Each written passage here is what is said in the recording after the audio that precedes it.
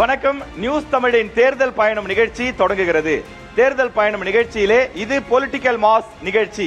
இன்று பல்வேறு பெருமைகளுக்கு சொந்தமாக இருக்கக்கூடிய மயிலாடுதுறை மாவட்டத்திற்கு நாங்கள் வந்திருக்கின்றோம். நம்முடைய மயிலாடுதுறை மாவட்டத்திலே நியூஸ் தமிழின் தேர்தல் பயணம் நிகழ்ச்சியை நடத்துவதில் நாங்கள் மிகுந்த பெருமை கொள்கின்றோம். தேர்தல் பயணம், தேர்தல் பயணம், தேர்தல் பயணம். நியூஸ் தமிழ்.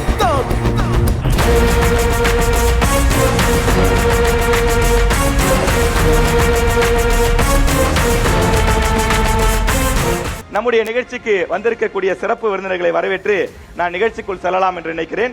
திராவிட முன்னேற்ற கழகத்திலிருந்து மாநில செய்தி தொடர்பாளர் திரு விக்கி அவர்கள் வந்திருக்கின்றார். அவரை அன்புடன் வரவேற்கின்றோம். திமுகவை தொடர்ந்து அதிமுக சார்பில் மாநில இளைஞரணி இணை செயலாளராக இருக்கக்கூடிய திரு கோமல் அன்பரசு அவர்கள் வந்திருக்கின்றார். அவரையும் வருக வருக என வரவேற்று தொடர்ந்து அதிமுக திமுகவை தொடர்ந்து நாம் தமிழர் கட்சி சார்பிலே மாநில கொள்கை பரப்பு செயலாளராக இருக்கக்கூடிய தொடர்ந்து இந்த இடத்துக்கு வந்திருக்கக்கூடிய தமிழன் காளிதாசன் அவர்களை அன்புடன் வரவேற்கின்றோம். 3 பேரையும் வரவேற்று இந்த நிகழ்ச்சிக்குள் நாம் செல்கின்றோம். திமுக இந்த மாவட்டத்திற்கு செய்த நன்மைகள் என்ன, என்னென்ன திட்டங்களை உங்களுடைய ஆட்சியில கொண்டு வந்திருக்கிறீர்கள், நீங்கள் தொடரலாம். அதிமுகவை பொறுத்தவரை மயிலாடுதுறை மாவட்டமாக நாங்க தான் அறிவிச்சோம்பாங்க. பேரு வச்சிங்களே சோறு வச்சிங்களாங்கிற மாதிரி தான் அது. ஏன்னா மாவட்டத்தை மட்டும் அறிவித்து விட்டு போனால் மட்டும் அந்த மாவட்டத்திற்கான செயல் திட்டங்கள், அந்த மாவட்டத்தில் கொண்டு வர வேண்டிய கட்டமைப்பு, பேசிக் இன்ஃப்ராஸ்ட்ரக்சர் என சொல்லக்கூடிய அடிப்படை கட்டமைப்புகளை கடந்த திராவிட மாடல் ஆட்சி 4.5 ஆண்டுகளாக என்னென்ன செய்திருக்கிறோம் என்பது இந்த பட்டியல் மூலமாக சொல்ல கடமைப்பட்டிருக்கிறேன். அதுல முதலாவதாக 114 கோடி மதிப்பீட்டில் புதிய மாவட்ட ஆட்சியர் அலுவலகம் அமைத்து கொடுத்திருக்கிறோம். 29 கோடி ரூபாய் மதிப்பீட்டில் புதிய பேருந்து நிலையம் சமீபத்தில் தொடக்கப்பட்டிருக்கிறது. நகராட்சி நிர்வாகம் மற்றும் குடிநீர் வழங்கல் துறை சார்பாக 71 லட்சம் மதிப்பீட்டில் நகராட்சியில் உள்ள அனைத்து குளங்களும் தூர்வாரப்பட்டு அதை சுற்றி புனரமைப்பு பணிகள் நடைபெற்று செய்திருக்கிறோம். 45 கோடி ரூபாய் மதிப்பீட்டில் நமது மயிலாடுதுறை மாவட்ட தலைமை மருத்துவமனை 7 மாடி கட்டிடம் புதிதாக கட்டப்பட்டு திறக்கப்பட்டிருக்கிறது. குத்தாலம் பகுதி கடலங்குடி ஊராட்சியும் குத்தாலம் பகுதி இணைப்பு பாலம் காவிரி ஆற்றின் குறுக்கில கட்டப்பட்டுள்ளது. அடுத்ததாக பலமுறை ஆட்சி செய்திருக்கக்கூடிய அதிமுக, நீங்கள் இந்த மாவட்டத்திற்கு செய்த நன்மைகள் என்ன, பட்டியலிடலாம். இந்த 114 கோடி ரூபாய்க்கு இங்க கம்பீரமாக எழுந்து நிற்கிற மாவட்ட ஆட்சியர் அலுவலகம் அனைத்து இந்திய அண்ணா திராவிட முன்னேற்ற கழக ஆட்சியிலே கொண்டு வரப்பட்டது. அதற்கு இந்த தருமபுரம் ஆதீனம் அவர்களிடம் பேசி எங்களுடைய முதலமைச்சர், அமைச்சர், மாவட்ட செயலாளர், எம்எல்ஏக்கள் அத்தனை பேரும் பேசி அந்த இடத்தை வாங்கி நிதியை நாங்க ஒதுக்கிட்டு தான் போனோம். ஏன்னா நிதி இவங்களுக்கு தெரியும், ஸ்டிக்கர் ஒட்டுறவங்கன்னு. நாங்க இந்த வேலையை செஞ்சு முடிச்சிட்டு தான் அதை போனோம். அதே மாதிரி பேருந்து நிலையமும் அதிமுக ஆட்சியில அதற்கான நிதி ஒதுக்கப்பட்டு உருவாக்கப்பட்ட திட்டம். சரியா? அது பேருந்து நிலையத்தில் என்ன கதியில இன்னைக்கு இருக்கு, மக்கள் என்ன கதியில இருக்காங்க, நான் அடுத்த ரவுண்ட்ல பேசுறேன். அரசு மருத்துவமனையை தரம் உயர்த்தி சிடி ஸ்கேனு, டயாலிசிஸ் கருவிகள், புதிய கட்டடங்கள், புறநோயாளிகளுக்கான சிகிச்சை பிரிவு, கூடுதல் படுக்கை வசதி, அத்தனை வசதிகளையும் செய்து கொடுத்தவர் அண்ணன் எடப்பாடியார் அதிமுக ஆட்சி, அம்மாவுடைய ஆட்சி. நன்றி நன்றி. நாம் தமிழர் கட்சி தொடர்ச்சியாக 15 ஆண்டுகளாக பல கட்ட போராட்டங்களை நடத்தி கொண்டிருக்கிறீர்கள். இந்த மாவட்டத்திலே மக்கள் விரும்பாத சில திட்டங்கள் வந்தால் அதை தடுத்து நிறுத்தக்கூடிய போராட்டங்களில் ஈடுபட்டிருக்கீங்க. இந்த மாவட்டத்திற்கு நாம் தமிழர் கட்சி செய்த நன்மைகள் என்ன? 2012 மீத்தியன் திட்டம்னா என்னன்னு தெரியாத போது மயிலாடுதுறை மாவட்டம் முழுவதும் அண்ணன் செந்தமன் சீமான் பயணித்து விஜயாத்தத்தில் மிகப்பெரிய கூட்டத்தை நடத்தி மக்களுக்கு கொடுத்தவர் அண்ணன் சீமான். இதே போல நாங்கள் ஆட்சிக்கு வரவில்லை, ஆனாலும் காளி, கன்னியாராத்தம், பெருந்தோட்டம், ஆத்துக்குடி, மங்கைமடம் உள்ள அனைத்து கிராமங்களிலும் உட்கிராமங்களிலே கிட்டத்தட்ட 50க்கும் மேற்பட்ட அடிப்பம்புகளை, கைப்பம்புகளை அடித்து கொடுத்திருக்கிறோம் நாம் தமிழர் கட்சி. அதே போல மாப்படுகையில் ஸ்டாலின் நகர் என்று ஒன்று இருக்கிறது. மேல மாப்படுகையில் ஸ்டாலின் நகர் என்று இருக்கிறது. ஸ்டாலின் நகர் இருந்ததை தவிர அங்க மின்சாரம் இல்லை. அந்த மின்சாரத்தை கொடுத்தவர் நாம் தமிழர் கட்சி காசிராமன் கொடுத்தார். 100க்கும் மேற்பட்ட கிணறுகளை தூர்வாரி இந்த மக்களுக்கு மண்ணுக்கும் நீர் ஆதாரத்தை உருவாக்கி கொடுத்தது நாம் தமிழர் கட்சி. இதே போல பூம்புகார் பள்ளியிலே 90,000 செலவு செய்து, தன் சொந்த செலவை செய்து குடிநீரை யாரோ வாட்டர் கொடுத்தது நாம் தமிழர் கட்சி சொந்த செலவில். அதே போல சீர்காழி தொகுதியில எம்பாவை என்ற கிராமத்தில் அரசு பள்ளிக்கு குறிப்பாக சொல்லுங்கள், அரசு பள்ளிக்கு 3 லட்சம் கட்டிடம் கட்டி கொடுத்து நாம் தமிழர் கட்சி. அதே போல நீடூர் அருகே உள்ள வைப்பட்டவர்த்தி கிராமத்திலே பெரிய அபாயமான திட்டங்கள் வந்தாது. மிகப்பெரிய ONGC கிணறுகளை கொண்டு அமைப்பதற்கு சொன்னார்கள். அதை தடுத்து நிறுத்தியது நாம் தமிழர் கட்சி. இரண்டாவது சுற்று ஆரம்பிக்கிறது. இப்ப அண்ணன் கோமல் அன்பரசு அவர்களிடம் அந்த கேள்வியை நான் கேட்கலாம்னு நினைக்கிறேன். விக்கி அவர்கள் நேரடியாக குற்றச்சாட்டு வைக்கிறாரு, பேரு வச்சிங்களே சோறு வச்சிங்களா அப்படின்னு கேட்கிறாரு. இப்ப மயிலாடுதுறைங்கிற மாவட்டம் தனி மாவட்டமா உருவானதுல உங்களுடைய கட்சிக்கு பெரும் பங்கு இருக்கு. குறிப்பிட்டு சொல்லணும் அப்படின்னா இந்த மக்கள் மன்றத்தில் பதிவு பண்றோம், உங்களுக்கு தனிப்பட்ட முறையில நிறைய பங்கு உண்டு, மக்களுக்கு தெரியும். நிறைய விஷயங்கள் நீங்களும் பண்ணிருக்கீங்க, நிறைய பேர் குரல் கொடுத்தா, நீங்க பெரிய லெவலில் இறங்கி அதுக்காக போராடி இருக்கீங்க. இப்ப தனி மாவட்டமா வந்துச்சு, இந்த தனி மாவட்டமா உருவாக்குறதுக்கான காரணங்களா என்னன்னு ஒரு புத்தகமே போட்டீங்க. ஆனா உங்களுடைய முதலமைச்சரிடம் அப்போ இருந்த எடப்பாடி பழனிசாமி அவர்களிடம் சொல்லி தேவையான வசதிகளை ஏன் செஞ்சு கொடுக்கல? இந்த மாவட்டத்துக்குன்னு தனியா ஏதாவது மருத்துவமனை இருக்கா, இல்ல போதுமான அந்த வசதிகள் இருக்கா, எவ்வளவு நெருக்கடி இருக்கு, அதெல்லாம் ஏன் செஞ்சு கொடுக்கல விக்கி கேக்குறேன். அதாவது 2020 தான் நாங்க மாவட்டமா அறிவிக்கிறாங்க. அதாவது கோவிட் நெருக்கடியில கொரோனா காலத்துல அது முடிந்த பிறகு 2020 அறிவிக்கிறோம். மாவட்டமாக அறிவித்த பிறகு அதற்கான வேலைகளை எங்களுடைய ஆட்சி இருந்தபோது முதல் கட்டமாக மாவட்ட ஆட்சியர் அலுவலகம் கட்டுவதற்கு 114 கோடி ரூபாய் நிதி ஒதுக்கி அங்க தர்மபுரம் ஆதீனம் அவர்களை சந்தித்து அந்த இடத்தை பெற்று உருவாக்குறாங்க, மாவட்ட ஆட்சியர் அலுவலகத்தை உருவாக்குறாங்க. மற்ற கட்டடங்கள் அமைப்புகளை நாகப்பட்டினத்திலிருந்து பிரிச்சு இங்க கொண்டு வரதற்கான அத்தனை அரசாணைகளையும் அதற்கான அத்தனை தொடக்க கட்ட பணிகளையும் செய்தது அண்ணன் எடப்பாடி. நான் மறுத்துறேன். ஏன்னா ஆட்சி முடிஞ்சிச்சுன்றாங்க, எந்த மெமோ பாஸ் பண்ணாங்க, என்ன ஜியோ பாஸ் பண்ண முடியும். இது வரைக்கும் உங்க கண்ணு முன்னாடியே ஒரு சாட்சி, கோட்டாட்சியர் அலுவலகத்திலிருந்து வட்டாட்சியர் அலுவலகம் புதிய காவல் கண்காணிப்பாளர் அலுவலகம் வரைக்கும் நீங்க எல்லாத்தையும் திராவிட மாடல் ஆட்சியில தான் செஞ்சு பிடிச்சாங்க. நான் முடிச்சிடறேன்.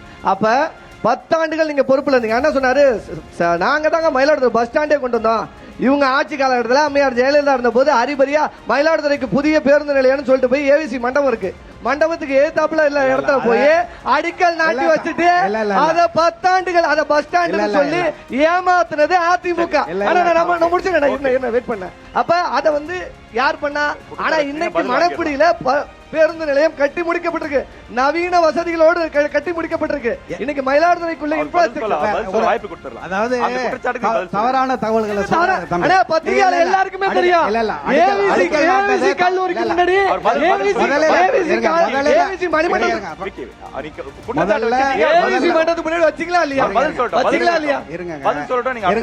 திமுக தோழர்களுக்கும் சேர்த்து பதிவு செய்ய விரும்புறேன். எப்பவுமே மயிலாடுதுறையை பொறுத்த மட்டும் மயிலாடுதுறைனாலே திமுகவுக்கு வேப்பங்காதான்.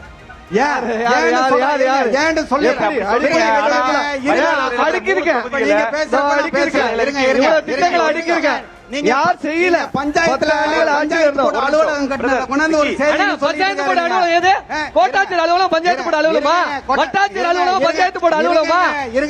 இதெல்லாம்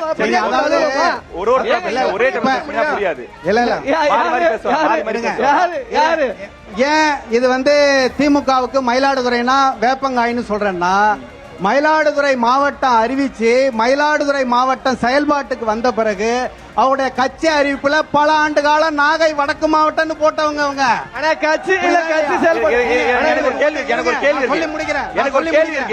மயிலாடுதுறையில இருக்கிற ஒரே ஒரு கேள்வி கேட்டு போயிடுறேன். மயிலாடுதுறை மாவட்டத்துல 3 தொகுதிகள் இருக்கு. 3 தொகுதியும் மக்கள் அவங்கள தான் நேசிச்சிருக்காங்க.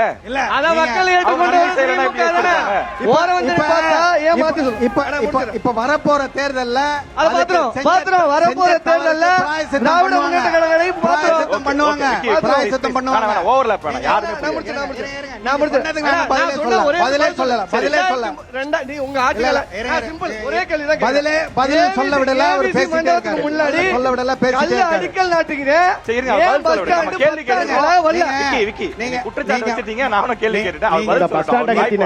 அந்த பஸ் ஸ்டாண்ட கட்டி 10 முறை திறக்கிறதுக்கு இருக்காங்க. 10 முறை தேதி வச்சு ஒரே முறை தான் பஸ் ஸ்டாண்ட்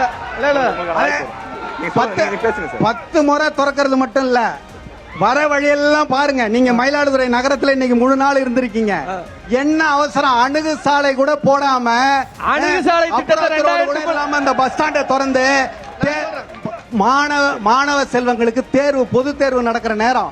இந்த நேரத்துல தெருவுக்கு தெரு பொதுமக்களும் வயதானவர்களும் தெருவுக்கு தெரு வெயில்ல கொளுத்துற வெயில நீங்க இப்ப பாருங்க. இப்ப கல்லூரி மாணவர்கள் எவ்வளவு பேர் நிக்கிறாங்க. இந்த பேருந்து நிலையத்தை நாங்க அதற்கான நிதி ஒதுக்கணும், அதுக்கான இடத்தை பெற்றோம். ஆனா நீங்க கட்டுனீங்க, உங்களுக்கு ஏதாவது அதை முறையா துறக்கிறதுக்கு வழிவகை இருக்கா? அதுக்கான துப்பு இருந்ததா? சரி, okay. இப்ப நீங்க என்ன Okay. பண்ணிருக்கீங்க? சுருக்கமா பதில் சொல்றேன். எவ்வளவு நான் பதில் சொல்றேன். நிக்கிற மக்களை நான் பதில் சொல்றேன். விக்கி பதில் சொல்றேன். விக்கி பதில் இப்ப மயிலாடுதுறை பஸ் ஸ்டாண்டுக்கு வந்து அவங்க அடிக்கல் நாட்டினாங்க, கட்டல. 10 ஆண்டுகள் ஆட்சியில இருந்தாங்க. எங்க அடிக்கல் நாட்டினாங்கன்னா அவங்க ஏவிசி மண்டபத்துக்கு எதிர்த்தாப்புல உள்ள இடத்துல அடிக்கல் நாட்டினாங்க, பஸ் ஸ்டாண்டு கட்டல. அதற்கு பிறகு நான் இப்ப வரேன். மயிலாடுதுறை பஸ் ஸ்டாண்ட் இப்ப நாங்க மணக்குடியில கட்டின பிறகு புறவழிச்சாலை அமைக்கிறதுல இவங்க பிரச்சனைன்றாங்க, மக்கள் தவிக்கிறாங்கன்றாங்க. புறவழிச்சாலைய அண்ணன் இல்ல அணுகுசாலை சொல்றேன். பேருந்து நிலையத்துக்கு செல்ற வழி எந்த பக்கமா அணுகுசாலை அப்ரோச் ரோடு போடாமே பேருந்து நிலையத்தை திறக்க வேண்டிய அவசியம். மக்கள் தெருவில் நிக்கிறான். நான் முடிச்சிடுறேன். நான் ஏன் வெயிட் பண்ணுங்க, அவசரப்படாதீங்க, நான் சொல்லிடுறேன். 2011 அண்ணன் ராஜ்குமார் சட்டமன்ற உறுப்பினராக இருக்கும்போது புறவழிச்சாலைக்கு ஒன்றிய அரசின் நிதியாக 48 கோடி ரூபாய் அணுகப்பட்டது. ஆட்சி தேர்தல் அறிவித்ததுனால அந்த பிளான் அப்படியே டிராப் பண்ணாங்க. இவங்க 2011 ஆட்சி பொறுப்பேற்ற பிறகு அந்த புறவழிச்சாலைக்கு ஒதுக்கீடு பண்ண 48 கோடி ரூபாயை வேறு திட்டத்துக்கு செலவிட்டு புறவழிச்சாலையை அமைக்காம இருந்தது அதிமுக. 10 ஆண்டுகள். தவறான செய்தி.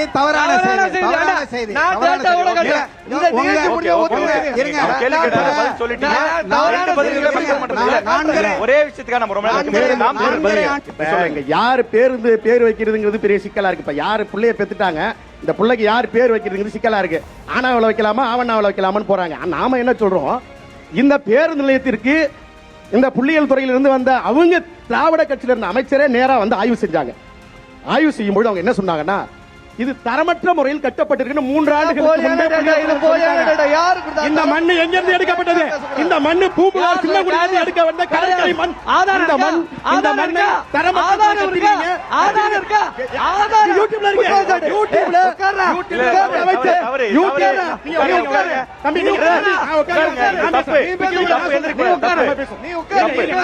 அவர் பேசுவாரு.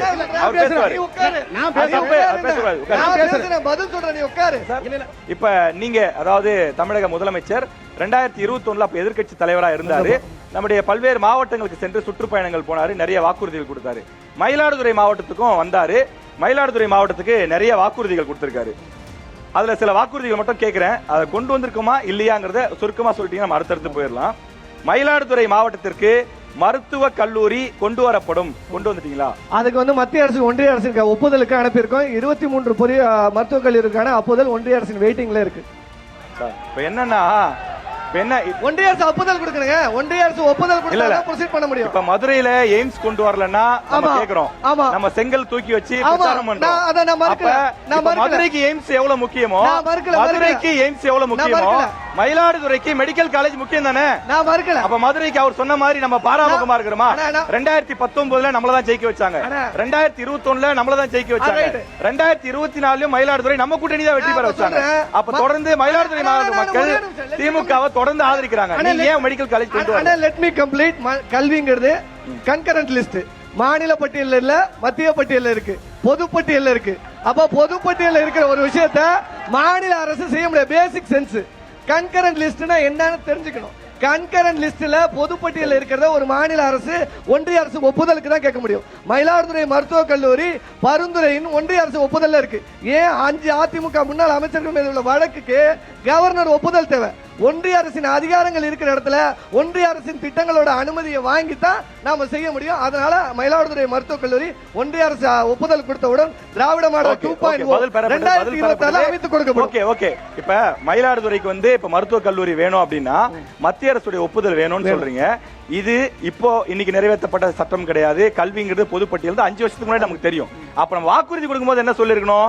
மத்திய அரசு அனுமதி கொடுத்தால் அவர்களுடைய அனுசரணையுடன் கொண்டு வரப்படும் சொல்லிருக்கணும். ஆனா நான் கொண்டு வரேன்னு சொல்லிட்டு இப்ப கொண்டு வரலன்னா அது எப்படி சரியா இருக்கும்? நான் நிச்சயமா அதுக்கும் பதில் வச்சிருக்கேன். இப்ப என்னன்னா, நாங்க 2024 எங்களுடைய இந்தியா கூட்டணி பெருமளவில் வெற்றி பெற்று எங்களுடைய கூட்டணி ஆட்சி அமையும் நினைச்சோம். ஆனா அது நீங்க பைலைன்ல சொல்லிரலாம்ல. பைலைன்ல நீங்க சொல்லிரலாம். 2021 கூட்டணி ஆட்சி வந்தா நாங்க செஞ்சு தரோம் அப்படி சொல்லிருக்கோம். அது எல்லாத்தையுமே விவரமா நீங்க குறிப்பிட முடியாது. அப்ப ஒன்றிய அரசு அன்னைக்கு எங்க ஆட்சி கூட்டணி ஆட்சி வந்திருந்தா அதை நாங்க சிறைவைத்திருப்போம். ஆனா இன்னைக்கு அதிமுக ஒன்றிய இருக்கிற மோடி அரசோட இங்க இருந்து தமிழ்நாட்டுல அதிமுக மேல பழி போடுறீங்க சொல்லணும். அவங்க 11 மெடிக்கல் காலேஜ் கொண்டு வந்தாங்கறாங்க. நான் சொல்லணும். அவங்க லெட் மீ கம்ப்ளீட். நான் அத சொல்றேன். நீங்க அடுத்து பேசலாம். உங்ககிட்ட கேள்வி இருக்கு. நான் அத சொல்றேன். அப்ப அப்ப என்னன்னா ஒன்றிய அரசோடு கூட்டணியில் இருக்கிற அதிமுக இப்ப கூட்டணியில் வச்சிருக்காங்க.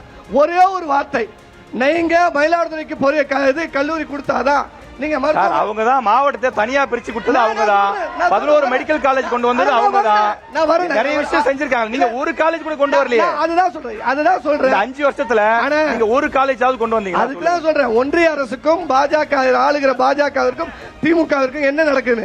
அதனால அதிமுக தமிழ்நாட்டில் காவு கொடுத்திருக்காங்க. அதை விட்டுறலாம். அது மத்திய அரசு மெடிக்கல் காலேஜ் மத்திய அரசு கொடுக்கல. ஓகே, அதை விட்டுறலாம். ஓகே, மயிலாடுதுறைக்கு அரசு சட்டக்கல்லூரி கொண்டு வரப்படும், மயிலாடுதுறைக்கு அரசு பொறியியல் கல்லூரி கொண்டு வரப்படும். அவன வாக்குறுதிகள் கொடுத்திருக்கோம். 3 ஆண்டு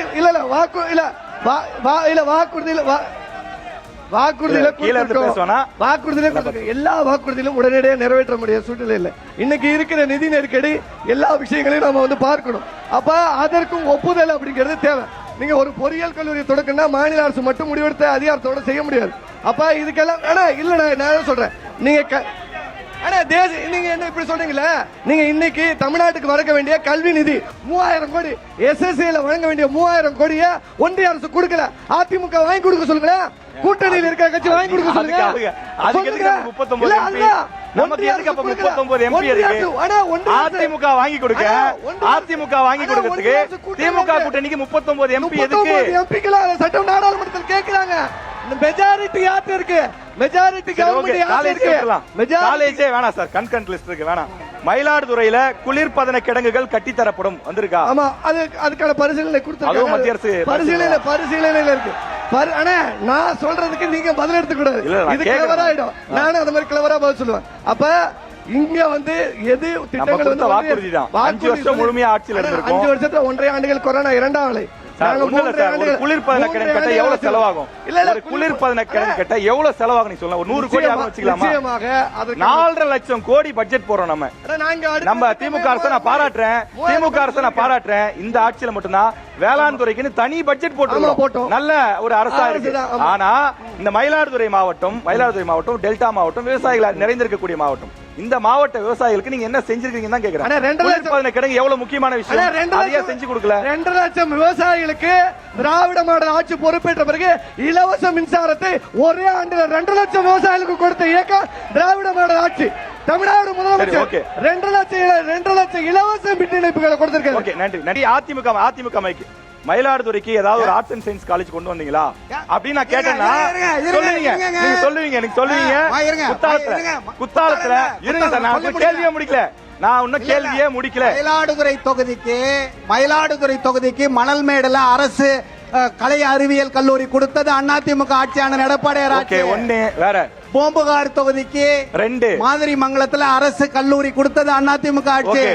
சீர்காழி தொகுதிக்கு புத்தூர்ல அரசு கல்லூரி கொடுத்தது அதிமுக ஆட்சி.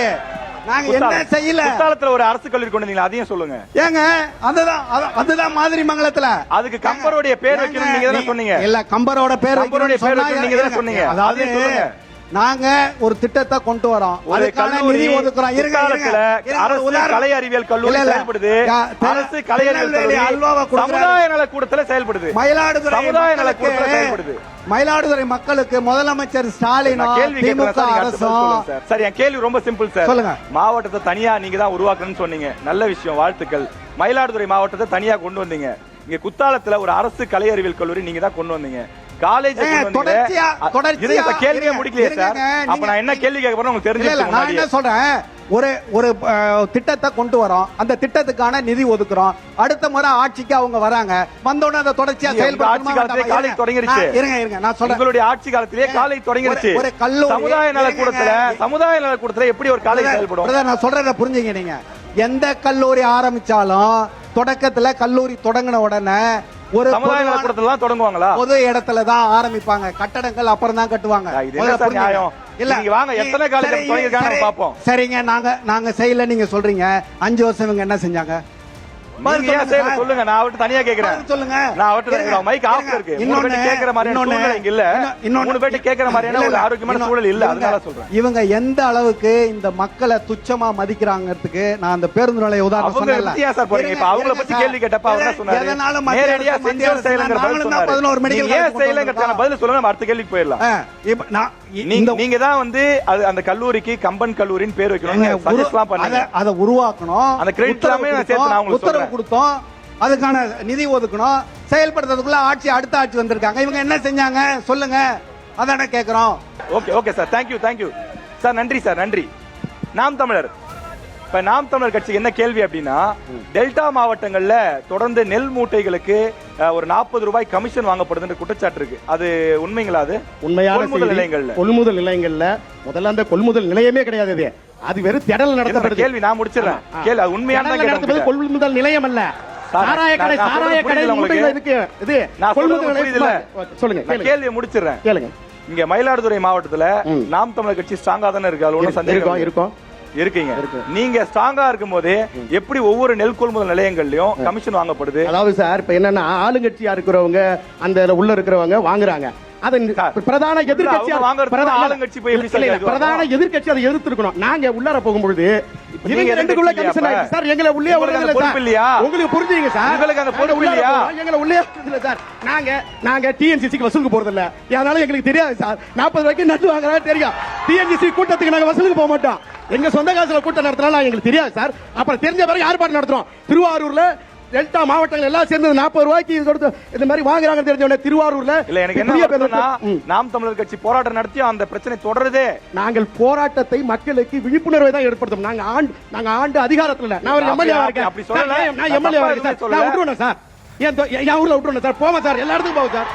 எல்லா ஊருக்கும் போவோம் சார். போராட்டம் நடத்திருக்கீங்க. நீங்க போராட்டம் நடத்திருக்கீங்க. ஆனா இன்னும் பெரிய லெவல்ல நடத்திருக்கணுமோ நான் சொல்றேன். டெல்டா மண்டலத்துக்கே சேர்த்து திருவாரூர்ல மையமா வச்சு, திருவாரூர்ல தான் அதிகமா நடக்குது, நன்னிலத்துல நடக்குது, அங்க வச்சு நடத்துறோம். எதற்காக? அதுல இருந்து அவங்க அலாட்டாய் கொஞ்சம் குறைச்சுக்கிட்டாங்க. ஆனா இருக்கு இல்லாம இல்ல இருக்கு. அது போல இந்த பகுதியில் இருக்கிற எல்லா இடத்துலயும் ஒரு மூட்டைக்கு 40 ரூபாய் மட்டும் இல்ல, கூட அந்த ஊர்ல இருக்கிற ஒரு முக்கியமான பிரமுகர் அவரு மூட்டைக்கு 10 ரூபாய் கொடுத்தாதான் உடனே ஏத்துருவாரு. இல்லன்னா மாச கணக்காக நெல் அப்படியே கிடக்கும். அப்படியே சார் கிடக்கும். அதிமுக கிட்ட அதே கேள்வி கேட்கணும் நினைக்கிறேன். ஐயா, இப்ப இங்க விவசாயிகள் என்ன மாதிரியான பிரச்சனைகளை சந்திக்கிறாங்க? சுருக்கமா உங்களுடைய எடப்பாடியார் ஒரு ஆட்சியில இல்ல என்ன பிரச்சனை சந்திக்கிறாங்க? அதான் சொல்றேன். விவசாயிகளுக்கு பயிர் காப்பீடு, பயிர் இன்சூரன்ஸ் அரசாங்கமே விவசாயிகளுக்காக பணம் கட்டி, இங்க இருக்கிற நாம் தமிழர் உறவுகளுக்கும் மற்ற விவசாயிகள் யாராவது இருந்தாங்கன்னா அவங்களே கூட நான் சொல்றதெல்லாம் ஒத்துப்பாங்க. நீங்க அரசாங்கமே பணம் கட்டி அந்த பயிர் காப்பீடை வாங்கி கொடுத்தது. ஒரு புயல், வெள்ளம், மழை வர்றப்ப எல்லாம் இழப்பீடு நிவாரணம் கொடுத்த அரசு அண்ணன் எடப்பாடியாரோட அரசு. திமுக இப்ப இங்க வந்து பாத்தீங்கன்னா விவசாயிகளுக்கு நிறைய பிரச்சனைகள் இருக்கிறதா குறிப்பிடுறாங்க. குறிப்பா நெல் கொள்முதல் நிலையங்கள் போதுமானது இல்லைன்னு சொல்லி சொல்றாங்க. நீங்க கட்டித்தரத்துக்கு என்ன நடவடிக்கை எடுத்துறீங்க? இல்ல, டெல்டாவில மட்டும் குறிப்பா நான் சொல்றேன், மயிலாடுதுறை, திருவாரூர், நாகப்பட்டினத்துல மட்டும் இந்த திராவிட மாடல் ஆட்சியில 90 லட்சம் மெட்ரிக் டன் நெல் கொள்முதல் கிடங்குகள் அமைக்கப்பட்டிருக்கு. பக்கத்து மாவட்டத்தில் திருவாரூர்ல மட்டும் 45,000 லட்சம் மெட்ரிக் டன் நெல் கொள்முதல் கிடங்குகள், ஷெட்டோடு கூடிய கிடங்குகளை அமைச்சு கொடுத்திருக்கிறது திராவிட மாடல் ஆட்சி. அது மட்டும் இல்ல, குடிமராமத்து நாயகன்னாரு. இங்க உட்கார்ந்து எல்லாருக்கும் தெரியும் குடிமராமத்துனா என்னன்னா குளத்துல உள்ள வண்டல் மண்ணை அள்ளி விக்கிறது. அதுதான் குடிமராமத்து நாயகன் அப்படின்னு எல்லாருக்குமே தெரியும். எல்லாருக்குமே தெரியும். ஆனா எல்லாருக்குமே தெரியும். ஆனா எல்லாருக்குமே தெரிஞ்ச விஷயம் தான். இத நான் ஒண்ணும் புதுசா எல்லாம் சொல்லல. அப்ப எல்லாருக்கும் தெரிஞ்ச விஷயம். அப்ப விவசாயிகளுக்கு தமிழ்நாட்டுல ஆட்சி பொறுப்பேற்ற 2.5 ஆண்டுகள்ல 2.5 லட்சம் விவசாயிகளுக்கு இலவச மின் இணைப்பை தந்தது திராவிட முன்னேற்ற கழகம் தான். சரி, ஓகே, நன்றி. பப்ளிக் கொஸ்டின்ஸ், அதாவது நேரடியாக விவசாயிகள், சமூக ஆர்வலர்கள் அவருடைய கேள்விகள் கேட்கலாம். ஃபரிதா அவர்களை அன்புடன் உள்ளே அழைக்கிறோம். இந்த கொள்ளிடம் ஆறு இன்னைக்கு கடல் தண்ணீர் மேலே புகுந்து 25 கிலோமீட்டர் அரியலூர் மாவட்டம் வரைக்கும் உப்பு தண்ணியா போச்சு. குடிக்கிறதுக்கு தண்ணி இல்ல, தண்ணி நிறைய ஓடுது, ஆடு மாடு கூட குடிக்க முடியல. இதுக்கு அணை கட்ட சொல்லி எத்தனை 50 ஆண்டு கனவு அது கட்டினீங்களா? நீங்க ஏன் கட்டல? ஆண்ட கட்சி கட்டல, ஆளு கட்சி கட்டல. இது ஒரு கேள்வி. ஆதனூர் குமாரமங்கலத்துல 400 கோடி ரூபாய் ஒதுக்கி தடுப்பணை கட்டியது அதிமுக ஆட்சி. அத இங்க கொள்ளிடம் கூட்டு குடிநீர் திட்டத்தை இந்த நகருக்கு கொண்டு வந்து குடிநீர் இங்க இருக்கிற அத்தனை பேரும் குடிச்சிட்டு இருக்கிற தண்ணி அதிமுக ஆட்சியில கொண்டு வந்தப்பட்ட தண்ணி.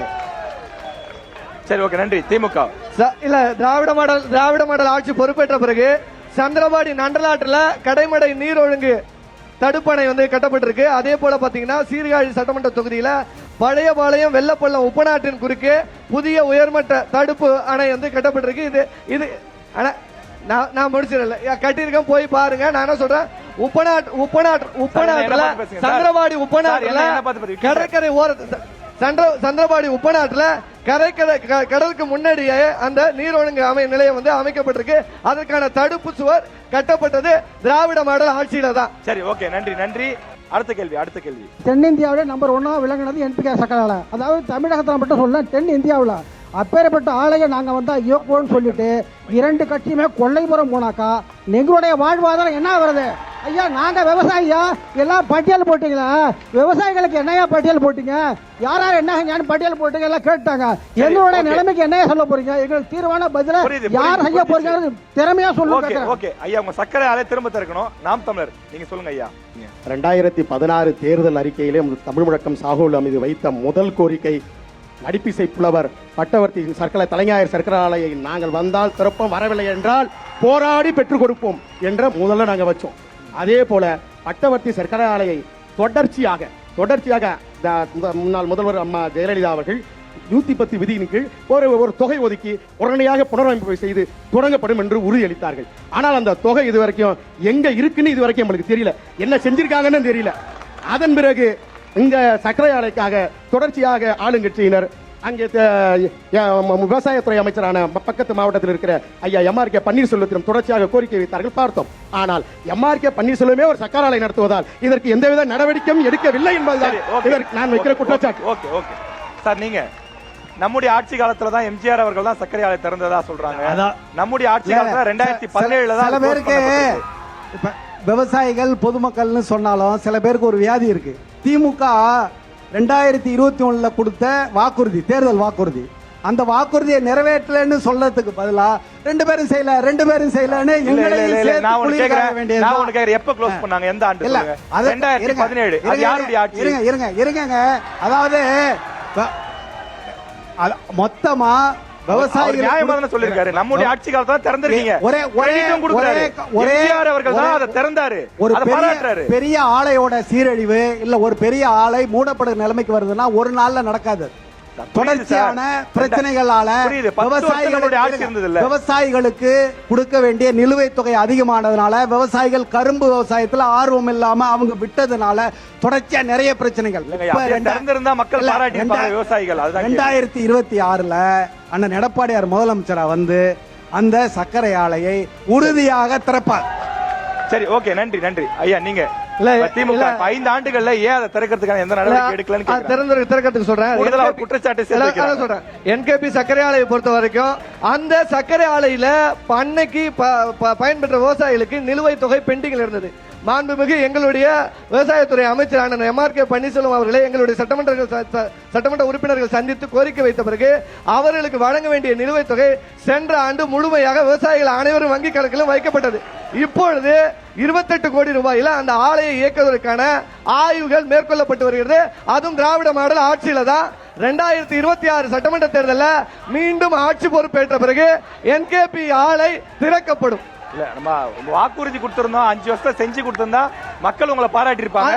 அதிமுகவை விட உங்களுக்கு கூடுதல் பொறுப்பு இருக்கு. கண்டிப்பா சொன்ன மாதிரி சட்டமன்ற தேர்தல் இருந்தாலும் மக்கள் உங்களுக்கு தான் வாக்களிச்சிருக்காங்க. உங்களுக்கு கூடுதல் பொறுப்பு இருக்குல்ல? இல்ல, அந்த கோரிக்கையெல்லாம் சொல்றேன். அதை 2021 மயிலாடுதுறை சட்டமன்ற உறுப்பினர் முதல் சட்டமன்ற அவைத்தொடர் கூட்டத்தொடரிலே இந்த என்கேபி சர்க்கரை ஆலை கொடுத்தான விஷயங்களை நேரா சட்டமன்றத்திலே எழுப்பி இருக்கிறாரு. காணொலி வேணா எல்லாரும் எடுத்து போட்டு பார்க்கலாம். நாம் தமிழர் கட்சிக்கு மயிலாடுதுறை மாவட்ட மக்கள் ஏன் வாக்களிக்கணும்? வாக்களித்தால் என்ன நன்மை கிடைக்கும்? நீங்க என்னென்ன திட்டங்களை கொண்டு உங்க வாக்குறுதியை சொல்லுங்க. நாங்கள் கொடுக்கின்ற மயிலாடுதுறை மாவட்ட மக்களுக்கு கொடுக்கிற உத்தரவாதம், நாம் தமிழர் கட்சி ஆட்சிக்கு வந்தால், ஆட்சிக்கு வரும்பொழுது இதே சர்க்கரை ஆலை தலைஞாயிறு சர்க்கரை ஆலையை தொடர்ந்து கரும்பு விவசாய லட்சக்கணக்கில் பயன்பெற்ற கரும்பு விவசாயிகளின் வாழ்வாதாரத்தில் ஒளியூட்டுவோம். அதே மணல் மேட்டினுடைய பஞ்சாலையை உருவாக்கி மீட்டுருவாக்கம் செய்து அங்கிருக்கின்ற லட்சக்கணக்கான பருத்தி வியாபாரிகளுக்கு வாழ்வாதாரத்தை அளிப்போம். அதிமுகவிற்கு மயிலாடுதுறை மாவட்ட மக்கள் ஏன் வாக்களிக்க வேண்டும்? வாக்களித்தால் என்ன நன்மை கிடைக்கும்? நீங்கள் தொடரலாம். மருத்துவக் கல்லூரி, அரசு மருத்துவக் கல்லூரி அண்ணன் எடப்பாடியார் முதலமைச்சரான முதல் ஆண்டிலேயே மயிலாடுதுறைக்கு வரும். திமுகவிற்கு மக்கள் ஏன் மீண்டும் வாக்களிக்க வேண்டும்? வாக்களித்தால் என்ன நன்மை கிடைக்கும்? உங்க வாக்குறுதி என்ன இந்த மாவட்ட மக்களுக்கு? நான் என்ன சொல்றேன்னா, திராவிட மாடல் ஆட்சி மகளிர் உரிமை தொகை கொடுத்திருக்குது, இலவச பேருந்து பயணம் கொடுத்திருக்குது, புதுமை பெண் திட்டம் கொடுத்திருக்கிறது, தமிழ் புதல்வன் திட்டம் கொடுத்திருக்கிறது, நான் முதல்வன் திட்டம் கொடுத்திருக்கிறது. இன்னைக்கு எல்லா திட்டங்களையும் எல்லா திட்டங்கள் மூலமாக தமிழ்நாடு இல்ல மயிலாடுதுறையும் தமிழ்நாட்டில் தானே இருக்கு. கோமல் அன்பரசனா, மயிலாடுதுறையும் தமிழ்நாட்டில் தான் இருக்கு. ஓகே, நன்றி.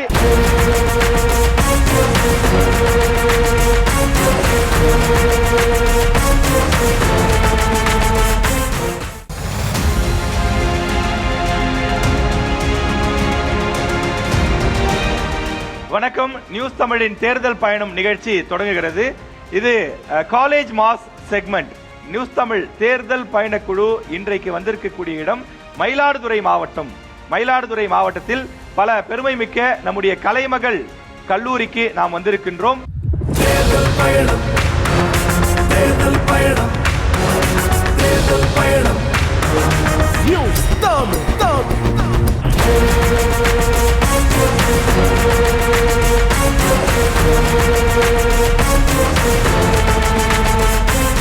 இப்ப இந்த நிகழ்ச்சியை நம்ம தொடர்ந்து இந்த நிகழ்ச்சிக்குள்ள போறதுக்கு முன்னாடி நம் கல்லூரியின் சார்பில் நம் கல்லூரியினுடைய நிர்வாக இயக்குனர் அவர்களை அழைக்கின்றோம். கலைமகள் கல்வி குழுமம் மற்றும் மாநில பொதுச் செயலாளர், அதாவது தமிழ்நாடு தனியார் பள்ளிகள் தாளாளர் நலச்சங்கத்தினுடைய மாநில பொதுச் செயலாளராக இருக்கக்கூடிய டாக்டர் NS குடியரசு அவர்களை அன்புடன் அழைக்கிறோம். 100 விழுக்காடு இந்த ஓட்டு பதிவு ஏற்பட வேண்டும் என்றால் அது மாணவர்கள் அதிலிருந்து தொடங்கினாதான் அது சாத்தியம். நீங்க உங்க பகுதியில் இருக்கீங்க, இப்ப நம்மகிட்ட ஒரு 400-500 பிள்ளைங்க நிக்கிறீங்க, உங்க பகுதியில் உள்ளவங்களை நீங்க 100% போட வச்சாலே ஒரு மிகப்பெரிய வெற்றியாக இருக்கும் என்ற ஒரு நோக்கத்தோடு இந்த நிகழ்ச்சி நடைபெறுகிறது. மீண்டும் ஒரு முறை அனைவருக்கும் நன்றி கூறி விடைபெறுகிறேன். நன்றி, வணக்கம். ஓகே, இப்ப தேர்தல் நெருங்கிடுச்சு. இன்னொரு 1 மாதத்துக்குள்ளாக நாமெல்லாம் வாக்களிக்க போறோம். முதல்ல வாக்களிப்பது ஏன் முக்கியம்? ஒரு வாக்கு இந்த சமூகத்துல என்ன மாதிரியான தாக்கத்தை ஏற்படுத்தும், என்ன மாற்றத்தை ஏற்படுத்தும்? ஏன் நம்மலாம் ஓட்டு போடணும்? ஓட்டு அப்படிங்கிறது அது என்னோட உரிமை. அதை நான் என்னைக்குமே விட்டு கொடுக்க முடியாது இல்லையா? நான் போடுற ஒரு ஓட்டு என்னோட அடுத்த தலைமுறைக்கு சிறந்த தலைவரை ஏற்படுத்தி தரும்ன்ற நம்பிக்கையில நான் ஓட்டு போறேன். நான் ஏன் ஓட்டு போடணும் அப்படின்னு நினைக்கிறேன்னா, என்னோட தலைவரை நான் தேர்ந்தெடுக்கணும். நான் தேர்ந்தெடுத்தாதான் ஏதாவது சரியில்லைன்னா என்னால் கேள்வி கேட்க முடியும். அதனால நான் ஓட்டு போடணும்னு நினைக்கிறேன். ஏன் ஒரு ஓட்டால தான் மாறப்போதா அப்படின்னு கேட்பாங்க. நான் நினைக்கிற மாதிரி நான் ஏன் ஒரு ஓட்டால எதுவுமே மாறப்போறதில்லை நினச்சி நான் நினைக்கிற மாதிரி இன்னொருத்தவங்க நினைப்பாங்க. அது மாதிரி ஏன் ஒரு ஓட்டு லேக் ஆகுற மாதிரி எத்தனை பேரும் ஒவ்வொருத்தவங்களும் நினைச்சாங்கன்னா அத்தனை பேரோட ஓட்டு லேக் ஆகும். ஸோ எல்லாருமே ஓட்டு போடணும். நம்ம மக்களாட்சி, நம்ம தான் நமக்கு யார் சாட்டிஸ்ஃபேக்ஷனாக எல்லாமே செய்வாங்கங்கிற லீடர்ஷிப்பை நம்ம தான் சார் சூஸ் பண்ணணும். அதுக்காக ஓட்டு முக்கியம். எல்லாரோட ஓட்டுமே முக்கியம் சார். ஓட்டு முதல்ல என்னோட உரிமை. அது ஒரு இந்திய குடிமகனாக நான் ஓட்டு போடுறது என்னோட கடமை. ஏன் ஓட்டு போடலன்னா என் இதில் அவங்க ஓட்டு போட்டு ஏமாத்திடலாம்ல. அதனால நான் ஓட்டு கண்டிப்பாக போடணும். இது நான் மட்டும் இல்லாமல் எல்லாருமே ஓட்டு கண்டிப்பாக போடணும். ஏன்னா அவங்களும் ஒரு இந்திய குடிமகனாக இருக்கிறது தெரியணும். அதனால எல்லாரும் ஓட்டு போடணும்னு நினைக்கிறேன் மேம். சரி, இன்னைக்கு இருக்கக்கூடிய அரசியல் இருக்குல்ல, பல கட்சிகள் அரசியல் பேசுறாங்க, கொள்கைகளை பேசுறாங்க, நிறைய விஷயங்கள் செய்யறாங்க. இந்த அரசியல் அப்படிங்கிறது இளைஞர்களுக்கு நம்பிக்கையை கொடுக்குதா? இது போதுமானதா இருக்குதா, இல்ல என்ன மாற்றங்கள் வேணும்னு நினைக்கிறீங்க? இப்ப அரசியல்ல நிறைய அறிக்கைகள் விட்டுட்டு தான் இருக்காங்க. ஆனா அந்த அறிக்கையெல்லாம் சரியான இடத்துல போய் சேருதா அப்படிங்கிறதுக்கு தனியான ஒரு குழு அமைக்கணும். அவங்க நம்ம அறிக்கை ஒரு அரசியல்வாதி அவங்கெல்லாம் எந்த ஒரு அறிக்கையும் சொல்லக்கூடாது. மக்கள்கிட்ட அறிக்கை வெளியிடணும். ஸோ எல்லா கோரிக்கையும் சொல்றாங்க சார், ஆனா எதுவுமே செய்யல. ஃபர்ஸ்ட் என்ன லேப்டாப் கொடுத்தாங்க இல்லையா, அது சீனியர் கொடுக்கணும், 3rd இயர் ஃபைனல் கொடுக்கணும்னு சொன்னாங்க. பட் கொடுத்தாங்க. நெக்ஸ்ட் 2nd இயர் கொடுக்கணும்னு சொன்னாங்க. பட் இதுவரையுமே அதுக்கு எதுவுமே செய்யலை சார், எதுவும் கொடுக்கல சார். ஸோ அதனால எதுவுமே செய்யலை. ஸோ அவங்க சொல்ற அறிக்கையெல்லாம் செஞ்சால் நல்லா இருக்கும் சார். இப்போ இலவச பேருந்து கொடுத்துருக்காங்க. அந்த பேருந்து நிறைய பேருக்கு பயனுள்ளதாக இருக்குது.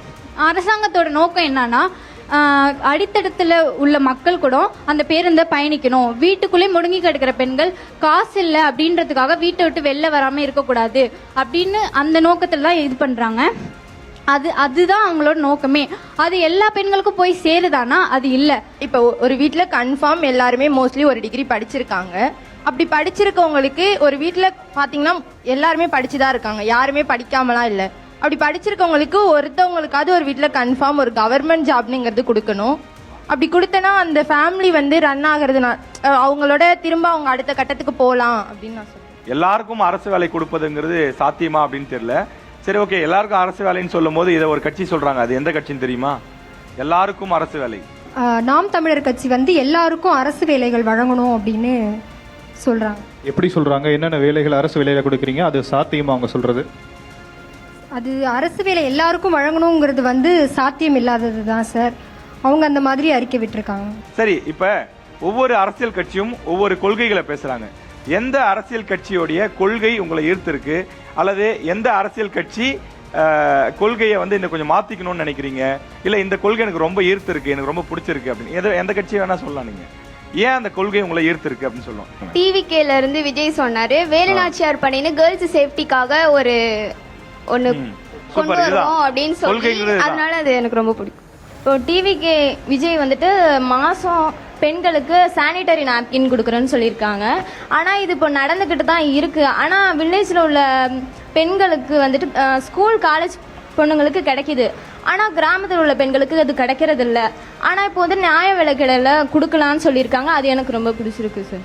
முதல்ல அந்த டாபிக் பற்றி பேசி அதில் ஒரு விழிப்புணர்வு ஏற்படுத்தணும். அதில் பாதிக்கப்படுற மக்கள் இருக்காங்க, அவங்களுக்கு இன்னும் கூடுதலான விழிப்புணர்வு வேணும், அவங்களுக்கான தேவைகள் இருக்கு அப்படிங்கறத தன்னலம் கருதாது பொதுநலம் கருதி அவங்க வந்து பேசியிருக்காங்க. அதுக்கு ஒரு பெரிய கைத்தட்டல். ரொம்ப முக்கியமான டாபிக் அது. டிஎம்கேல இருந்து புதுமை பெண் திட்டம் கொண்டு வந்திருக்காங்க சார், அது பிடிச்சிருக்கு. ஏடிஎம்கேல வந்து அம்மா உணவகம் கொண்டு வந்திருந்தாங்க. அது டிஎம்கே பற்றி பார்த்தீங்கன்னா இருமொழி மட்டும்தான் இருக்கணும், ஹிந்தி திணிப்பு வந்து வேண்டாம் அப்படிங்கிறத வந்து சொல்லியிருக்காங்க. அப்புறம் சமூக நீதிக்கு சொல்லியிருக்காங்க. அது எனக்கு பிடிச்சிருக்கு. ஆண்களுக்கும் அரசு இலவச பேருந்து வந்து விடுறதா சொல்லியிருந்தாங்க. இவங்க விட்ட பெண்களுக்கான அரசு இலவச பேருந்தையே அவங்க நிறுத்துறது கிடையாது.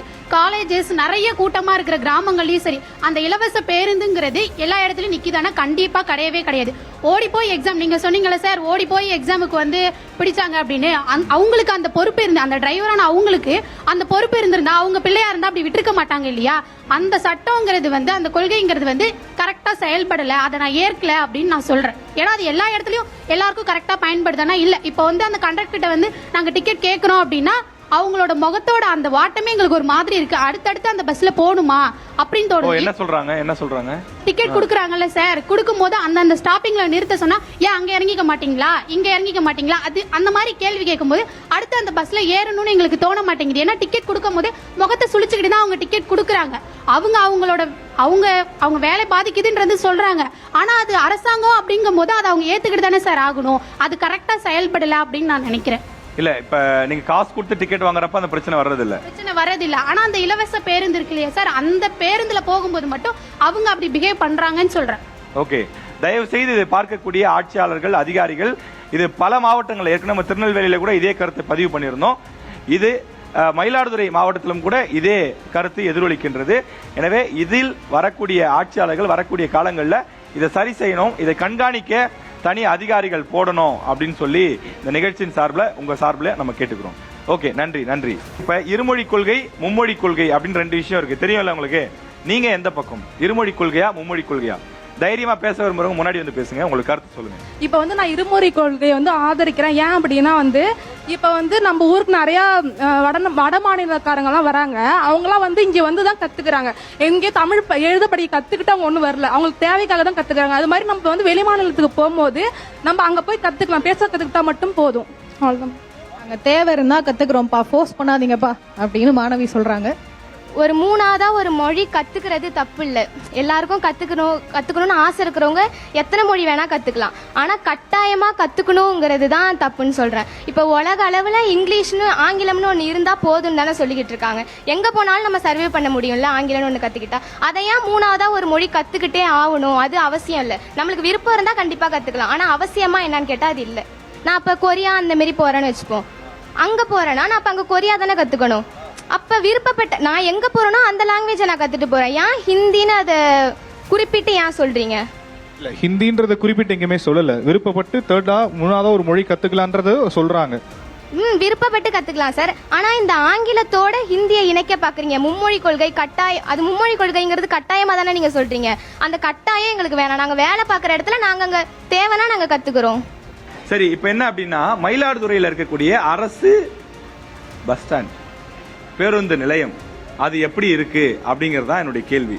மயிலாடுதுறையில் இருக்கக்கூடிய பேருந்து நிலையத்துக்கு 10க்கு நீங்க எத்தனை மார்க் கொடுப்பீங்க, ஏன் அப்படிங்கறத யார் தைரியமா வந்து பேச போறீங்க?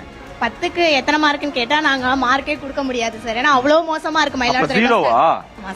என்ன ரொம்ப மோசமா சொல்றீங்க? அவ்வளவு மோசமா இருக்கு சார். ஓ, ஏன், எதனால, என்ன மோசமா இருக்கு? ஏன் அப்படின்னா இப்போ நார்மலா நம்ம கிராஸ் பண்ணி போறோம் அப்படின்றது வழியிலேயே சாக்கடை தண்ணி எல்லாமே வழியிலேயே தான் சார் இருக்கும். அதை கிளீன் பண்ணி ப்ராப்பரா இந்தாண்ட கிராஸ் பண்ணி சொல்றது உண்மையா? கிராஸ் பண்ணி போகும்போது இந்தாண்ட நிறைய அதை ஏன் கிளீன் பண்ண மாட்டாங்க?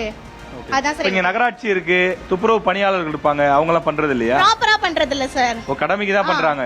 பண்றாங்க, நிறைய பேர் நாங்க பாக்குறோம் பண்றது, ஆனா அது ப்ராப்பரா இல்லையே, கிளீனா இல்லையே. சென்னையில அந்த மாதிரி இருக்கா எங்கேயாச்சும் பஸ் ஸ்டாண்டு? எவ்வளவு நீட்டா இருக்கு. கண்டிப்பா. ஆனா மயிலாடுதுறை பஸ் ஸ்டாண்ட் ஏன் அப்படி இல்ல?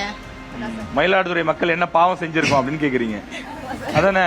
இல்ல, நான் மயிலாடுதுறையில பஸ் ஸ்டாண்ட் இருந்துச்சு, அதை இப்ப வந்து மணக்குடிக்குன்னு மாத்தினாங்க. இப்ப இங்க இருக்க முக்காவாசி பேர் மயிலாடுதுறை போய் மாறுறவங்க தான். இப்ப அந்த பஸ் ஸ்டாண்ட் இல்லாம அங்க எவ்வளவு ஆக்சிடென்ட் தெரியுமா நடக்குது. இன்னைக்கு காலைல கூட ஒருத்தவங்க பஸ்ல இருந்து கீழே விழுந்தாங்க. எந்த இடத்துல அது? அந்த போஸ்ட் ஆஃபீஸ் டேர்னிங் இருக்குல்ல, அது ரொம்ப வந்து 4 பக்கமும் ரோடு பிரியும். அந்த இடத்துல பஸ் நிப்பாட்டி ஏற்றும் போது பின்னாடி வர காரோ பைக்கோ ஸ்பீடை கண்ட்ரோல் பண்ண முடியாம பஸ்ல ஏறுறவங்க மேல வந்து விட்டு அதுல எத்தனை பேர் தெரியுமா ஆக்சிடென்ட் ஆயிருக்காங்க. அங்க முறையான பேருந்து நிறுத்தம் இருக்கா இல்ல பஸ் ஸ்டாண்ட் இருக்கலாம், ஆனா பஸ் ஸ்டாண்டுக்குள்ள பஸ் போறது இல்லை. இப்ப எந்த பஸ்ஸுமே பஸ் ஸ்டாண்டுக்குள்ள போறது இல்லை, அப்படி போற அந்த ரோட்லயே நிப்பாட்டி ஏத்திக்கிறாங்க. அதனால நிறைய ஆக்சிடென்ட் நடக்குதுண்ணா, நிறைய பேர் அதுல பாதிக்கிறாங்க. மார்க், அதுக்கான மார்க் எவ்வளவு கொடுப்பீங்க உங்களுடைய மாவட்ட பேருந்து? இல்லண்ணா, சத்தியமா மார்க்கே இல்லண்ணா. சத்தியமா மார்க்கே இல்ல, நான் கொடுக்கவே மாட்டேன். நான் எக்ஸாம்ல எடுக்க ஒருத்தங்க தயாராகாங்க, 10க்கு 10 கொடுக்க போறாங்கன்னு நினைக்கிறேன். யாருமா? மயிலாடுதுறை பஸ் ஸ்டாண்டுக்கு மார்க் கொடுக்க முடியாதுதான். நிறைய வசதி இருக்குன்னு சொல்லிட்டு புதுசா இப்ப மணக்குடியில வந்து ஓபன் பண்ணிருக்காங்க. இன்னொன்னு பஸ் ஸ்டாண்ட்ல கழிப்பறைன்னு ஒண்ணு வச்சிருக்காங்க, அது சுத்தமா இல்ல, ரொம்ப மோசமா இருக்கு. அது காசு வாங்கிட்டு தான் விடுறாங்க உள்ளார போனாலும். மாணவிகள் எவ்வளவு, பெண்கள் எவ்வளவு கஷ்டப்படுறாங்க. பெண்களுக்கு கஷ்டமா இருக்கு. மென்சஸ் ப்ராப்ளம்லாம் நிறைய பேர் இருக்கிறதுனால வந்து நிக்கிறாங்க. அவங்களாலலாம் போய் அந்த ரெஸ்ட் ரூம் உள்ளார போய் ஒரு எதுவுமே யூஸ் பண்ண முடியல, அவ்வளோதான் இருக்கு. உள்ளார போனாலே வாந்தி எடுத்துட்டு வெளில வர அளவுக்கு இருக்கு. நாங்கள் ஆனால் காசு கட்டிட்டு தான் நாங்கள் உள்ளார போறது. எங்களுக்கு சுகாதாரமா இருக்குன்னா இல்லை. Okay okay okay. அரசாங்கத்துக்கிட்ட நீங்க என்ன கோரிக்கை வைக்கிறீங்க? அதை கொஞ்சம் சுகாதாரமா மாத்திட்டாங்கன்னு சொல்றோம். காசு வாங்குறது தப்பு இல்லை, அதுக்கான தகுந்த முறையில சுகாதாரமா இருக்கணும். முதல்லலாம் வந்து மயிலாடுதுறை வரப்ப பேருந்து ஈஸியா இருக்கும். இங்க போனா சின்ன பஸ் ஸ்டாண்ட், இங்க போனா பெரிய பஸ் ஸ்டாண்ட் அப்படின்னு இருந்த பஸ் ஸ்டாண்டை இப்ப மணக்குடியில போய் வச்சிருக்காங்க. எல்லாருமே கூட்ட நெரிசல்லாம் போய் இது பண்றாங்க. டிராபிக் ஆகுது. டிராபிக் போலீஸே நான் பார்த்தது கிடையாது. இவ்வளோ டிராபிக் போலீஸை ஒவ்வொரு இடத்துல நிக்கிறாங்க. என்னடா இது, பஸ் ஸ்டாண்டை மாத்திட்டாங்க, இப்ப எப்படி நம்ம வந்து ஒரு ஊருக்கு போறது அப்படின்னு யோசிக்கிறப்ப இங்க இருந்து மணக்குடிக்கு போயிட்டு மணக்குடியில இருந்து இன்னொரு பஸ் ஸ்டாண்ட் போக வேண்டியது. என்னோட கேள்வியில் ஆக்சுவலா என்னன்னா, புது பஸ் ஸ்டாண்ட் இருக்கு இல்லையா, அங்க இருந்து நீங்க சொல்லக்கூடிய அந்த மணக்குடி பஸ் ஸ்டாண்ட் தூரம் எவ்வளவு நேரத்துல போவீங்க? எவ்வளவு தூரம் அது? ஒரு 10 கிலோமீட்டர் கூட இருக்கும், இல்ல ஒரு 5 கிலோமீட்டர் இருக்கும் சார். ஆனா இங்கேருந்து போகணும்னா ஆட்டோ விலையும் இப்போ அதிகமாயிட்டு. இப்போ ஒரு ஆட்டோ வந்து பஸ் ஸ்டாண்டு நான் போகணும்னா 10 ரூபா இருந்தது 50 ரூபா கேட்குறாங்க. இப்போ எல்லாமே விலை மாற்றங்கள் ஏற்படுதுல. அப்போ எதுக்கு இந்த பேருந்து நிலையம்? ஃபர்ஸ்ட் இருந்த பேருந்து நிலையத்தை ஒழுங்கா சுகாதாரமா வச்சிருந்தாலே போதும். இப்போ இருக்கக்கூடிய பஸ் ஸ்டாண்டுக்கு எவ்வளவு மார்க் கொடுப்பீங்க? இப்போ இருக்கிற பஸ் ஸ்டாண்டுக்கு நான் இன்னும் மணக்குடி பஸ் ஸ்டாண்டே பார்க்கல சார். அதுக்கும் என்னால் மார்க் தர முடியாது, இப்பொழுதுக்கும் என்னால் மார்க் தர முடியாது சார். Okay okay. மயிலாடுதுறை பேருந்து நிலையத்துக்கு 10க்கு 0 மார்க் கொடுப்பேன் அப்படிங்கிறவங்க கை தூக்குங்க. வா, எல்லாரும் கை தூக்குறாங்கன்னு நினைக்கிறேன். தயவு செய்து ஆசிரியர்கள் கூட கை தூக்குறாங்க. நிறைய பேர் கேள்வி கேட்கலாம். கையை உயர்த்துங்க. ராஜேஷ், என்னன்னா மாணவர்கள் மட்டும் இல்ல, கேட்கலாம் அப்படின்னு நினைச்சோம். ஆசிரியர்களுமே கை தூக்குறாங்க. ஆசிரியர்களும் சேர்த்தே கை தூக்குறாங்க. அந்த அளவுக்கு கடுமையான விரக்தியில, கடுமையான எதிர்ப்புல இருக்கிறாங்க. தயவு செய்து இந்த தொகுதிக்கு மீண்டும் வரக்கூடிய சட்டமன்ற உறுப்பினர்கள் அல்லது அமைச்சர்கள் வந்தால், இங்க இருக்கக்கூடிய நாடாளுமன்ற உறுப்பினர்கள் இதை தயவு செய்து கவனத்தில் கொள்ள வேண்டும். மயிலாடுதுறைக்கு ஒரு தரமான, சிறப்பான புதிய பேருந்து நிலையம் வேண்டும் என்பதுதான் ஒட்டுமொத்த மாணவர்கள், பேராசிரியர்களுடைய எண்ண ஓட்டமாக இருக்கிறது. சரி, பேருந்து நிலையத்தை பார்த்துட்டோம். மருத்துவமனை எப்படி இருக்கு அப்படின்னு நம்ம தெரிஞ்சுப்போம். மயிலாடுதுறையில தலைமை மருத்துவமனை அப்படின்னு ஒரு மருத்துவமனை இருக்கிறது. அந்த மருத்துவமனை வெகு சிறப்பாக செயல்படுவதாக நாங்கள் கேள்விப்பட்டோம். அது உண்மைதானா? சார், இது வந்து உண்மையானது தான் சார். ஏன்னா இப்போ உள்ள ஃபெசிலிட்டிஸ்லாம் நல்லா பார்க்குறாங்க. எல்லாத்துக்குமே ஒரு டாக்டர்ஸ்லாம் இருக்காங்க. ஆனால் ஒரு பெரிய விஷயம் ஆப்ரேஷன்லாம் பண்ணணும் அப்படின்னா அவங்கன்னா இங்கே எதுவும் பண்ண முடியாது அப்படின்னு சொல்லி வெளில தான் பண்ண முடியும் அப்படின்னு சொல்கிறாங்க. அது மட்டும் தான் இங்கே குறைவாக இருக்குன்னு எனக்கு தோணுது. ஆனால் மித்தபடி ஏதாவது ஒன்று டக்குன்னு போகணுன்னா எல்லா ஃபெசிலிட்டிஸுமே பண்ணுறாங்க. டக்குன்னு ஏதாவது ட்ரீட்மெண்ட் பண்ணணும்னா எடுத்து சொல்கிறாங்க. அதுக்கு நிறையா வந்து காசா நோய் பாதிக்கப்பட்டவங்கலாம் நிறைய பேர் இருக்காங்க. அவங்களுக்கான சிகிச்சையுமே இங்கே சூப்பராக நடந்துட்டு இருக்கு சார். எல்லாமே மிக நல்லா தானே போயிட்டு இருக்கு. மற்ற சிகிச்சைக்கு, பெரிய சிகிச்சைக்கு மட்டும் நான் வெளியூர் போனோம், ஆனா இங்க இருக்கிறதுல போதுமான வசதிகள் இருக்கு அப்படின்னு சொல்றீங்க. சரி, இதை வச்சு நீங்க எவ்வளவு மார்க் கொடுப்பீங்க? இதை வச்சு நான் 10க்கு ஒரு 5 கொடுப்பேன் சார். இப்போ வந்து நம்மளோட டிஸ்ட்ரிக்ட்ல வந்து ரெஃபர் பண்ணி அனுப்புறாங்கன்னு சொன்னாங்க இல்லையா, வேற டிஸ்ட்ரிக்ட். இப்போ தஞ்சாவூர், திருவாரூர் தான் ரெஃபர் பண்ணுவாங்க. அப்படி ரெஃபர் பண்ணும்போது அங்கே ஏன் ரெஃபர் பண்ணுறாங்கன்னா, அங்கே வந்து மெடிக்கல் காலேஜஸ் வந்து இருக்குது. மெடிக்கல் காலேஜஸ் இருக்கிற இடத்துல வந்து எல்லா ஃபெசிலிட்டிஸும் இருக்கும். எல்லா கோர்ஸ் இருக்கிறதுனால எல்லா ஃபெசிலிட்டிஸும் இருக்கும். நம்மளோட டிஸ்ட்ரிக்டில் வந்து மெடிக்கல் காலேஜ் இல்லாதனால அந்த ஃபெசிலிட்டிஸ்லாம் கம்மியாக இருக்க மாதிரி எனக்கு தோணுது. மற்றபடி குறை சொல்கிற மாதிரி எதுவுமே கிடையாது. இப்போ சூப்பராக இருக்கு. Super super, very good. Medical college இல்ல, அதனால கொஞ்சம் பிரச்சனைகள் இருக்கு அப்படின்றீங்க. எம்ஆர்ஐ ஸ்கேன் அந்த மாதிரி ஃபெசிலிட்டி எல்லாம் இல்லைன்னு சொல்றாங்களே. எம்ஆர்ஐ ஸ்கேன் ஃபெசிலிட்டிஸ்லாம் இருக்கு சார். இருக்கா? இப்ப மயிலாடுதுறை மாவட்டத்துக்கு நீங்க வந்து ஒரு அமைச்சர் ஆயிடுறீங்க. ஏதோ ஒரு கட்சியில நீங்க அமைச்சர் ஆயிடுறீங்க. நாளையில இருந்து நீங்க தான் அமைச்சர், இந்த மாவட்டத்துக்கு முக்கியமான அமைச்சர். நீங்க முதல்ல என்ன பிரச்சனைக்கு சொல்யூஷன் கொடுப்பீங்க? என்ன மாதிரியான மாற்றத்தை உருவாக்குவீங்க? நான் அமைச்சரா ஆனா என்ன செய்வேன்னா, ஃபர்ஸ்ட் நான் ஹியூமன்ஸ் அவங்களெல்லாம் வந்து தவிர்த்து வச்சிடுறேன். பட் நமக்கு நேச்சர் ரொம்ப முக்கியம். இந்த குளம் வாய்க்காலாம் தூர் வாராமலே இருக்கு. இது வந்து நான் வந்து வைத்தீஸ்வரன் கோயில்ல இருக்கேன். எங்க வீடு வந்து பஸ் ஸ்டாண்ட் கிட்ட தான் இருக்கு. எங்க வீட்டுக்கு பின்னாடி ஒரு பெரிய வாய்க்கால் இருந்துச்சு அப்படின்னு எங்க அம்மா சொன்னாங்க, எங்க அப்பா சொல்றாங்க, எங்க தாத்தா சொல்றாங்க. பட் அது எனக்கு தெரியல. அங்க ஒரு வாய்க்கால் இருக்கு அப்படின்றது நான் ப்ளூ பிரிண்ட்ல மட்டும் தான் பாக்குறேன். அதுவும் பழைய ப்ளூ பிரிண்ட்ல பாக்குறேன். இப்ப இல்ல, ஏன்னா அது மேல வீடு கட்டிட்டாங்க. வீடு கட்டினவங்க யாருன்னா அங்க நகராட்சியில ஒர்க் பண்றவங்க தான் அங்க வீடு கட்டியிருக்காங்க. ஸோ அவங்க வருமான வரியெல்லாம் கட்டுறாங்கல்ல. நீங்க எங்க வீடு கட்டியிருக்கீங்க, எதுல கட்டியிருக்கீங்க அப்படின்னு கேட்கணும்ல. அந்த கேள்வி வந்து யாரும் கேட்கல. ஸோ நான் கேட்பேன், நான் அமைச்சரா இருந்தா ஏன் நீங்க வீடு கட்டியிருக்கீங்க, வீடை இடிங்க அப்படின்னு நான் சொல்லுவேன். அண்ட் என் வீட்டுக்கு பக்கத்துல வந்து ஒரு தாமரை குளம்னு ஒரு குளம் இருக்கு. அதுல இருந்து தான் வந்து வைத்தீஸ்வரன் கோயில்ல இருந்து தீர்த்தம் எடுத்துட்டு போவாங்க. பட் அந்த குளம் இப்ப சாக்கடையா இருக்கு. அதுல ஃபுல்லா வந்து குப்பை இருக்கு, ஆகாய தாமரை எல்லாமே இருக்கு. அதுக்கு எய்த்தாப்புல கேர்ள்ஸ் ஸ்கூலும் இருக்கு. அங்க வந்து இப்போ மழை ஓவரா பேச்சுச்சுன்னா கேர்ள்ஸ் ஸ்கூலுக்குள்ள தண்ணி போகும். அதுல நம்ம ஸ்கூலுக்கு போறதுக்கும் வந்து உள்ளேயும் போக முடியாது. ஆனா அதுல வந்து இப்ப பெரிய கேர்ள்ஸ் ஸ்கூலா கட்டிக்கிட்டு இருக்காங்க. எல்லாரும் வராங்கல்ல, அரசியல்வாதிகள் வராங்க, கலெக்டரும் வராங்க. பட் எய்த்தாப்புல இருக்கிற குளம் உங்களுக்கு தெரியலையா? நான் வந்து அமைச்சரா இருந்தேன்னா குளம் அண்ட் வாய்க்கால தூர்வாருவேன். அப்புறம் மயிலாடுதுறையிலே வச்சுக்கோங்களேன், மயிலாடுதுறை ஆர்டிஓ ஆஃபீஸ்க்கு எய்த்தாப்புல ஒரு பெரிய குளம் இருக்கு. அந்த குளம் ரொம்ப அழகா இருக்கும், நல்லா நிறைய தாமரை பூரெல்லாம் பூத்து அழகா இருக்கு. பட் அது வந்து ஆழமா இல்ல. லைக் நம்ம காலை வச்சா கால் பதியும் அந்த லெவலுக்கு இருக்கு. அது ஆழமா இருந்துச்சுன்னா நிறைய தண்ணி சேவ் ஆகும்ல. நீங்க விவசாயம் பத்தி எல்லாமே பேசுறீங்களா? தண்ணி இருந்தா தானே விவசாயம் பண்ண முடியும். நம்ம நெல் விலை அதெல்லாம் அப்புறமேட்டு. அந்த குளத்துல தாமரை மட்டும் தனியா இருந்ததா, இலையும் கூட இருந்ததா? எல்லாமே இருக்கு. சோ அந்த கிரீன்ல பர்பிள் அழகா இருக்குமே. இல்ல புரிஞ்சவங்க பிஸ்தா இந்த கேள்வி. சரி, அரசியல் கலந்த ஒரு கேள்வி. அவங்க அரசியல்வாதின்னு சொல்லி பேசுறாங்க, அப்ப ஒரு அரசியல் இருக்கணும்ல. சோ நமக்கு வேணும்னா இலையை நம்ம சூஸ் பண்றதா தப்பு இல்ல. நீர்நிலைகள் ரொம்ப ரொம்ப முக்கியம். எனக்கு தலையாய கடமை அதுதான். என் கண் முன்னாடி காணாம போயிடுச்சு, கிணறு காணாம போயிடுச்சுன்னு வடிவேல் சொல்ற மாதிரி வாய்க்கால காணோம் அப்படின்னு சொல்லி தங்கச்சி சொன்னாங்க. ஓகே, நன்றி. நான் அமைச்சரானா எல்லா குக்கிராமத்திலையும் வந்து சிற்றுந்து விடுவேன். எந்த ஒரு கிராமத்திலயுமே வந்து சிற்றுந்து இல்ல. இப்ப எங்க ஊரே எடுத்துக்கிட்டீங்கன்னா எங்க ஊரை சுத்தி நிறைய சிற்றுந்து வருது, ஆனா எங்க ஊருக்கு சிற்றுந்து இல்ல. நான் வந்து பத்தம்ங்கிற கிராமத்துல வசிக்கிறேன். அங்க வந்து சிற்றுந்து கிடையாது. நான் அங்கேருந்து சங்கரன் பந்தல்ங்கிற மெயினுக்கு வரணும் அப்படின்னாவே நான் 3 கிலோமீட்டர் நடந்து தான் வரணுமே தவிர எந்த ஒரு பேருந்து வசதியும் இல்லை. அதனால நான் அமைச்சரானா இருக்கிற தமிழ்நாட்டில் இருக்கிற எல்லா கிராமத்திலையும் நான் வந்து சிற்றுந்து விடுவேன். நான் வந்து அமைச்சரானா எல்லாருக்கும் இலவச வீடு கொடுப்பேன். இப்பயும் கொடுத்துக்கிட்டு தான் இருக்காங்க. இருந்தாலும் எல்லாருக்கும் கிடைச்சிதா அப்படிங்கிறது இல்லை. அப்படி கோயில் மண்ணில் இருந்தாலுமே பட்டா இருந்தால் தான் வீடு கொடுக்குறேன்னு சொல்கிறாங்க. அதனால எல்லாருக்கும் ஃபஸ்ட்டு இலவச பட்டா கொடுக்கணும், அதுக்கப்புறம் அவங்களுக்கு வீடும் கொடுக்கணும்.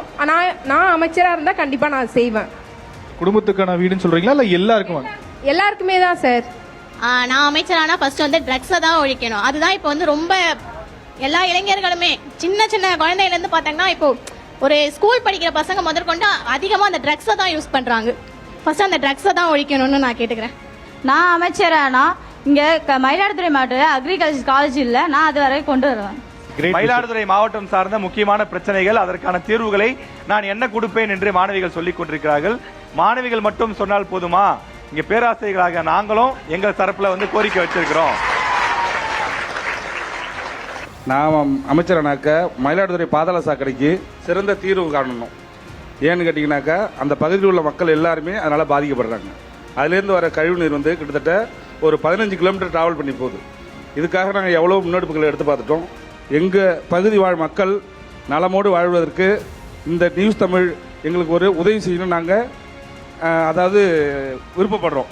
இந்த கல்லூரியில் மாணவிகள் மட்டும் இல்லை, பேராசிரியர்களும் போட்டி போட்டு நிறைய பதில்களை சொல்கிறாங்க. ரொம்ப மகிழ்ச்சியாக இருக்குது. மேடம், நீங்கள் எந்த துறைக்கு அமைச்சராகணும்னு விருப்பப்படுறீங்க? இங்கே இருக்கக்கூடிய முக்கியமான பிரச்சனை என்ன, அதுக்கு என்ன சொல்யூஷன் கொடுப்பீங்க?